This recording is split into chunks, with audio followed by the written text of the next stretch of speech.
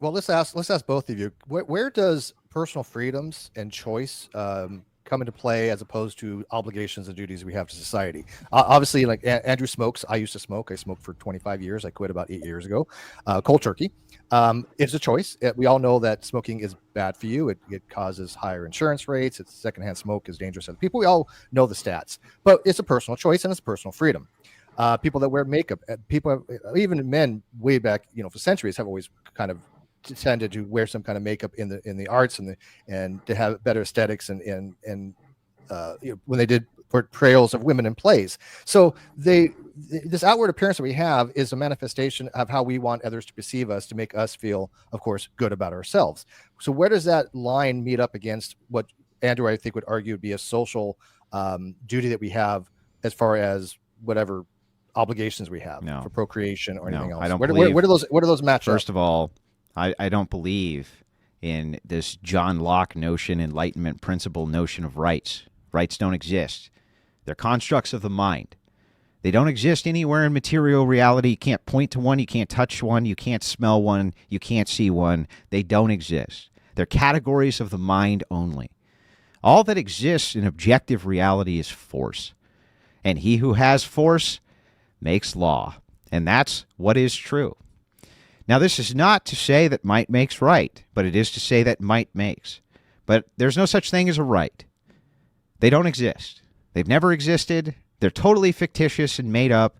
They're axiomatic principles and starting points which we have arbitrarily come up with just because it makes in some semblance, maybe some sense, I don't know. But every single right that I've ever seen in my life can be taken away like that. Because you don't have the right to do shit except what the guy with the gun tells you have the right to do, and that's the truth. There's no right. You have a right to get born. Jessica, what do you feel about having the ability to have personal freedoms in society? So are you saying, excuse me, so there's no rights but privileges? Do you give people privileges? And that's how you see it? Like, it's not a right, it's a right. So that you understand how I see a right. I see a right as a privilege absent duty. That's all it is. An entitlement, well, that's a better way to frame it. An entitlement absent duty is a right. So you have a right to vote. You have no duty to vote. You have a right to own a gun. You have no duty to own a gun. You have a right to your free speech. You have no duty to engage in speech, right? Simple entitlements absent duty of any kind. And you're asking me something like, what about your freedom to smoke? I don't have a freedom to smoke. That's totally fictitious and made up. I smoke because I'm able to do so, because I'm able to go buy a pack of smokes and a guy hands me the pack. But the second enough force is applied that says I can't smoke anymore, I can't smoke. And there ain't a right to do shit. And that's the truth.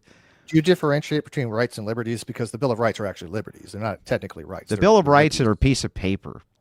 But do you differentiate between right and liberty? No, there's no distinction. Liberty itself, these sort of starting point axiomatic principles which you guys adhere to, are nonsense.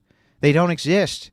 They're completely fictitiously made up and put on a piece of paper with an arbitrary starting point. And all of these liberties throughout the entirety of your life, Steve, because I can tell you're a bit seasoned, have been taken away from you. I've been around. Have been taken away from you time and time and time again, and there isn't a fucking thing you can do about it. You have the right to do what you're told. That's what you have the right to do by the guy who has the amount of force to make sure that you do it. And that's it. And that's all it's ever going to be, because that's descriptive reality. And everything else is just made up bullshit starting axioms that you hope to God the other guy allows you to engage in. Andrew, I got to tell you, I've done thousands of videos and many debates, and I got to tell you, that was the most politest way for somebody ever to say, "You look old, Steve." I accept that. That was great. Shut up, old man. I'm ranting here. I love that. No, it sounds very communistic. Like,